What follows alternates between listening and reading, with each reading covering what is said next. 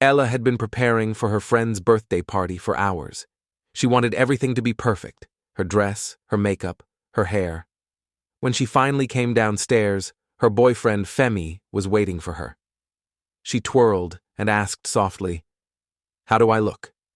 Femi smiled and said, "Beautiful." But Ella frowned.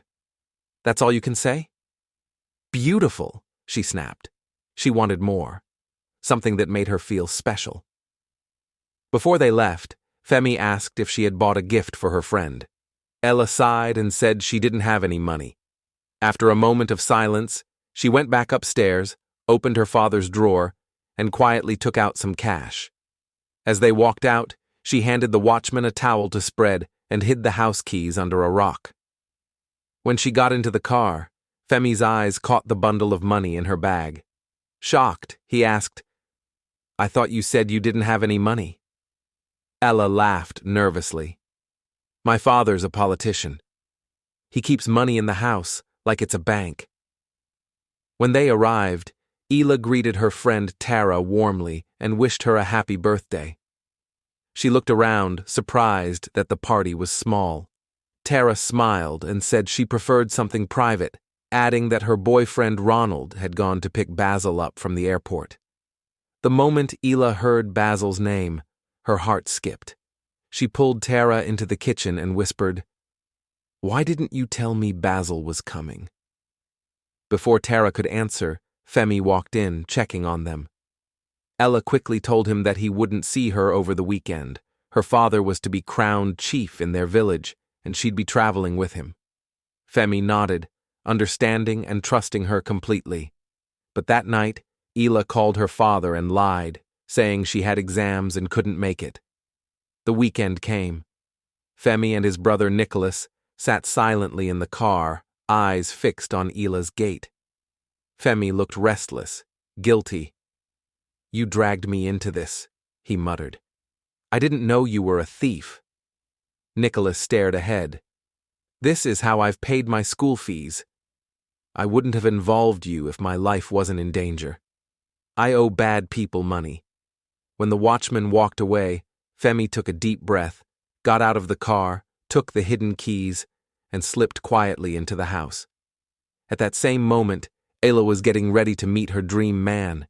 She wore her new dress, sprayed her perfume, and couldn't stop smiling. When Ronald finally returned with Basil, Ella froze. Basil was tall, dark, and striking.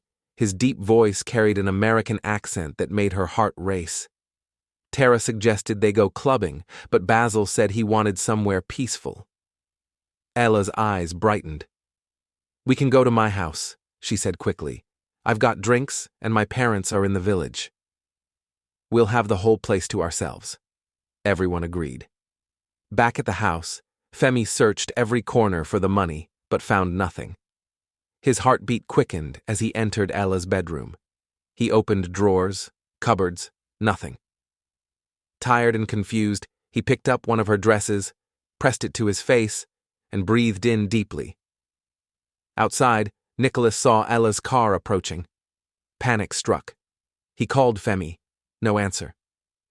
Inside, Femi had left his phone in Ela's father's room. Ela parked the car and reached for the rock, but the key was gone. She frowned, confused. She called the watchman, who swore no one had entered. Tara pushed the door gently, and it opened. Ela froze. She knew she had locked it. Still, they went inside. Music filled the room, laughter echoed. Everyone relaxed. Tara talked with Basil, asking about life in America, while Ela leaned close to Ronald, pretending to listen, but sneaking glances at Basil. Later, Ella pulled Tara upstairs. "What does Basil think of me?" she asked eagerly. Tara chuckled. "You've got all night to find out." Ella smiled, then sighed. "What do you think of Femi?" Tara hesitated. "He's a good guy. Cute, smart, caring, but maybe too soft. You like adventure. Yours is a good girl, loves bad boy story." They both laughed and went back downstairs. Ella immediately started flirting with Basil, giggling, tossing her hair. At that same moment, Femi crept down the stairs, trying to slip out unseen. Tara watched Ila's behavior and cringed. It was desperate. She pulled her friend into the kitchen and whispered, "Take it slow." "Don't forget Femi." Ella rolled her eyes. "Femi's a boy, Tara. He doesn't even know how to handle a woman. This is just a one-time thing." Femi, hidden behind the fridge, heard everything. His heart shattered. As the girls left, Femi made his move. But Tara suddenly returned and froze when she saw him. "Femi? What are you doing here?" she demanded. Ela rushed in at the sound of her voice, and her eyes widened when she saw him. The men ran in too, confused by the shouting. Femi stammered, "I wanted to surprise Ela." Ella frowned. "Surprise me? How did you even know I'd be home?" He lied. "You mentioned it earlier." After some convincing, she reluctantly let it go. Trying to break the tension, Basil offered a drink. Femi smiled tightly and said, "I'll take something strong." Ella stared. Femi never drank. "There's a first time for everything," he said coldly. The air turned heavy. Basil leaned toward Ronald and whispered, "Something's off with him." Ronald nodded. "That's Ella's boyfriend." Moments later, Femi followed Ella into the kitchen. She was on the phone. "Did you call the police?" he asked sharply. Ella frowned. "What? No, I ordered pizza." He stepped closer. "Do you still love me?" "Of course," she said. "Then why lie?" "Why say you were traveling, just to bring that man here?" His voice cracked with anger. He grabbed her arm.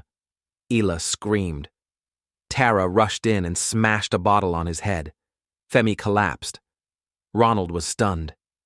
"That's Femi." He wouldn't hurt anyone, but Tara wasn't convinced. He didn't know she'd be home. He broke in. They decided to call the police. But just then, Femi woke up. He tried to run. Basil and Ronald caught him. Hours later, a knock came at the door. "Pizza delivery," a voice said. Ella opened it and froze. The man pulled a gun. It was Nicholas. Femi exhaled in relief. "He's my brother," he said quickly. "There's no money here. I searched everywhere." Nicholas grabbed Ella, pressing the knife to her throat. "Where's the money?" he shouted. Ella trembled, sobbing, "There's no money." Basil tried to lunge at him, but Nicholas aimed the gun. Then he paused, squinting. "Wait, Basil? You're the guy who was arrested in South Africa." Everyone froze. Femi laughed bitterly. "So that's your American accent, huh? Fake as your stories." While Nicholas dragged Ela upstairs, Femi grabbed the gun. Ela begged, but Nicholas said softly, "My brother loves you." "We just need money to live downstairs." Femi drank, his first time ever. Drunk and broken, he mumbled to Basil, "Would you have slept with her if Tara didn't stop you?" Nicholas finally found some jewelry. "This will do," he said. "Let's go." But Femi stopped him. "I need to talk to her. One last time." In Ela's room, tears filled her eyes. "I gave you everything, Femi. I loved you." He laughed bitterly. "I was under your bed earlier. I heard you. You said I was too soft, too polite." He stepped closer, trembling. "Is there anything wrong with being polite? I loved you, Ela, but you wanted a bad boy. Now you've got one." Rage consumed him. He forced himself on her as she screamed for help. Downstairs, the watchman was dancing to music, oblivious. Upstairs, Tara and the others rushed in and pulled Femi off Ela. Nicholas shouted, "We have to go!" Femi turned, eyes bloodshot, and opened a drawer. And there it was. The bundle of money. Their reason for all this madness. They grabbed it and ran, but Tara grabbed a knife and plunged it into Femi's back. He gasped, eyes wide, blood spilling across the floor.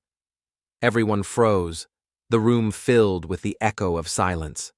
Femi's body went still, and the night ended in a storm of shock, regret, and tragedy.